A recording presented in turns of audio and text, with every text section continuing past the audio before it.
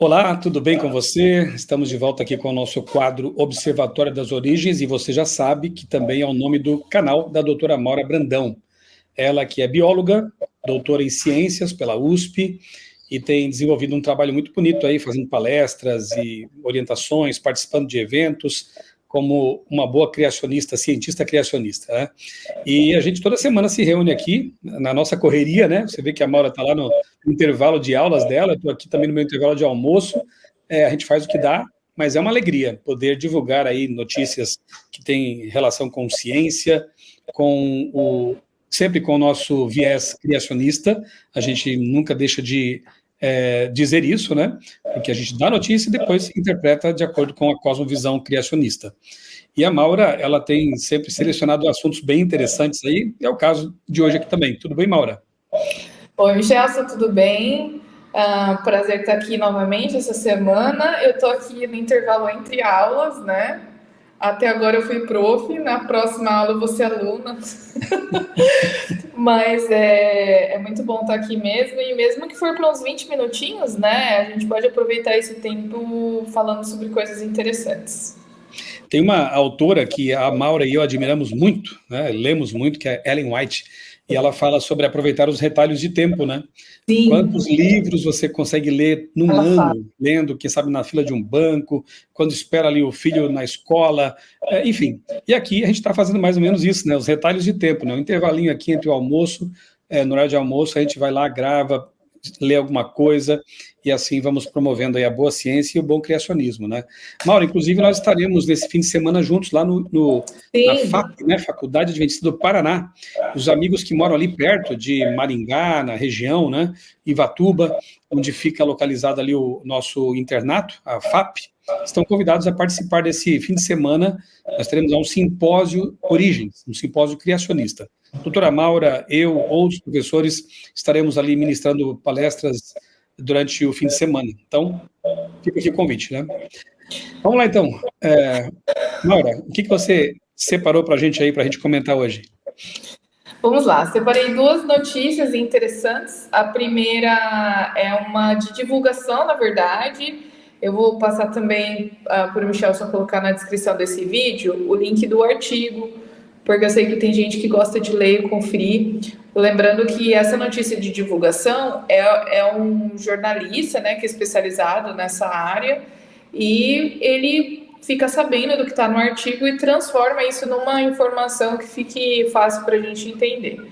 Então, basicamente, o que foi o objetivo, o que o cara do artigo ele fez, né? Eu dei uma lida ali no abstract, eu não consegui ler tudo também, que não deu tempo, mas ele pegou o fóssil de um lagarto específico, e aí, como esse lagarto ele é bem abundante no registro fóssil, então ele fez um estudo para analisar a questão da viviparidade. Na biologia, a gente tem alguns termos quando a gente vai falar sobre reprodução, né?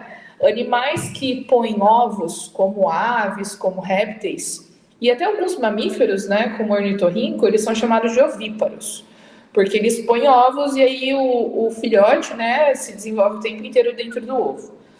Agora, animais como nós, mamíferos, por exemplo, a gente é considerado vivíparo. E isso significa que nós crescemos assim o tempo inteiro dentro no caso do útero, nos mamíferos, né? Dentro do corpo ali da mãe, do abdômen. A gente tem, por exemplo, cobras que são ovovivíparas, ou seja, ela produz um ovo, só que ao invés dela fazer a postura desses ovos, o ovo fica na cavidade abdominal, se desenvolve ali dentro. Tubarões, alguns tubarões são assim também, enfim. É bem interessante. Eu estou aqui pegando o link do artigo, eu vou passar aqui para o Michelson, disso que eu estou falando. De repente ele pode colocar isso também, mas enfim. E aí o que acontece? Ele percebeu que por meio do estudo dos fósseis, algo diferente do que o paradigma da evolução estava afirmando.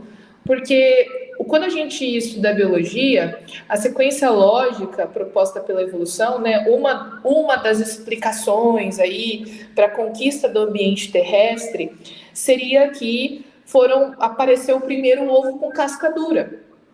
Por quê? Daí você tem uma proteção extra para o embrião ali dentro, ele tem o que ele precisa, que é o que a gente chama de vitelo, né, que é uma reserva de energia, de nutrientes, ele tem todos aqueles anexos embrionários e tal, para dar suporte para a vida dele. Então, a ideia inicialmente era essa. Então, você tem um ovo com casca dura nos répteis, e isso, de acordo com a evolução, garante aos répteis, né, a conquista do ambiente terrestre. Depois isso se mantém nas aves, e nos mamíferos a gente tem a placenta. Mas o que ele propõe aqui é que, na verdade, essas evidências, elas, de acordo com o fóssil, afirmam que a viviparidade, ou seja, o fato da fêmea manter o embrião e o feto, né, o filhote ali, o tempo inteiro do desenvolvimento ali dentro, existem evidências que dão suporte para esse aparecimento antes dos ovos, antes da postura dos ovos, né?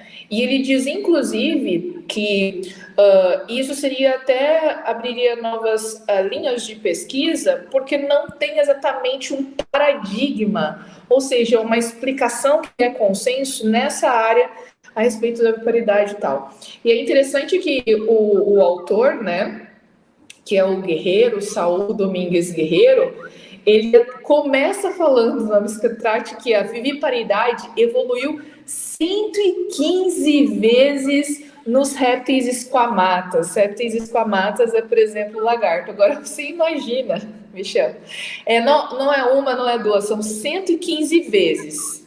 É interessante, né?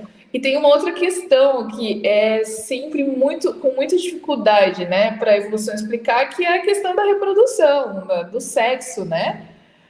Então, eu acho interessante a gente ver que existem essas evidências, não, peraí, a viviparidade está relacionada com o corpo do animal e tal, e já aparece ali antes dos ovos. Então, o que antes se acreditava está meio invertido, enfim.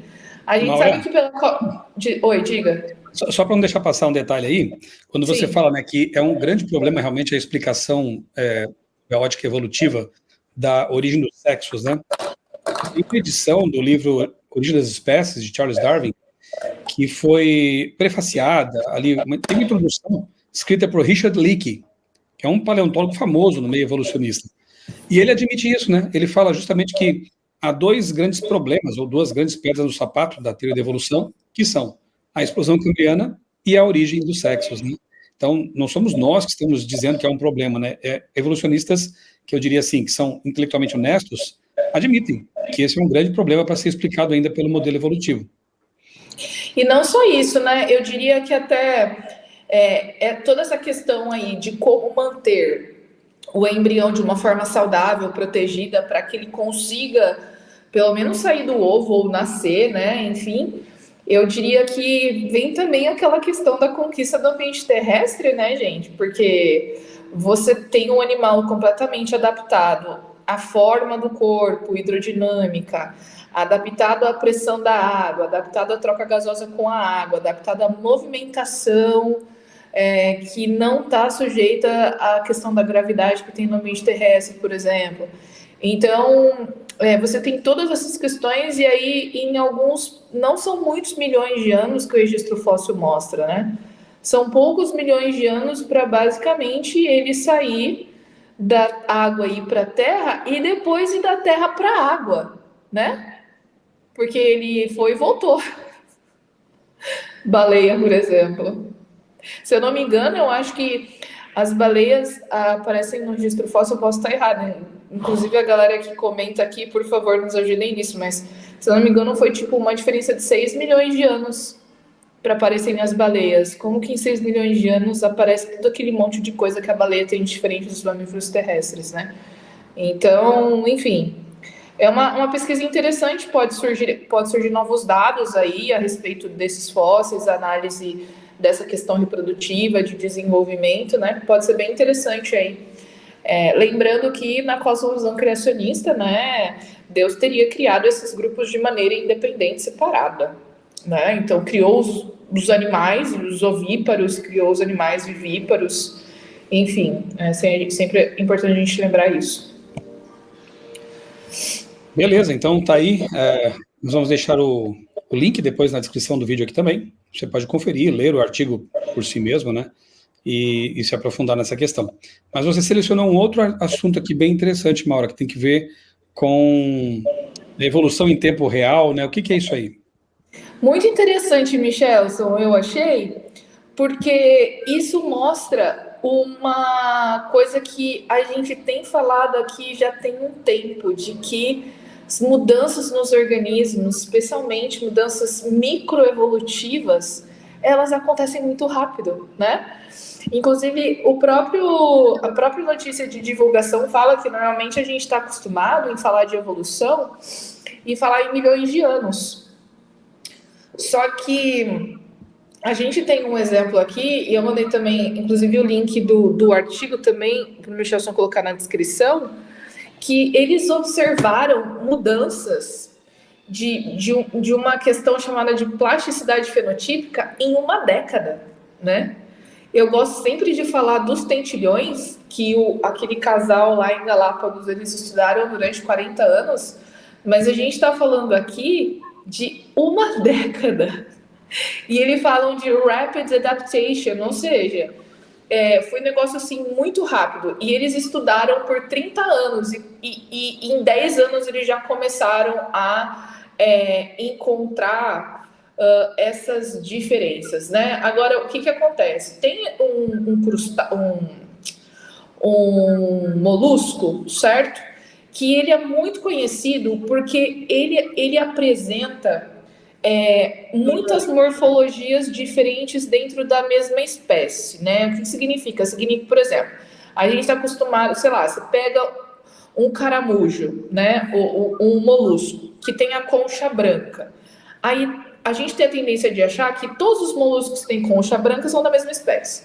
Mas o que eles viram aqui é que, por exemplo, de uma mesma espécie, pode ser que tenham moluscos de concha branca, concha marrom, concha bege, concha preta, enfim.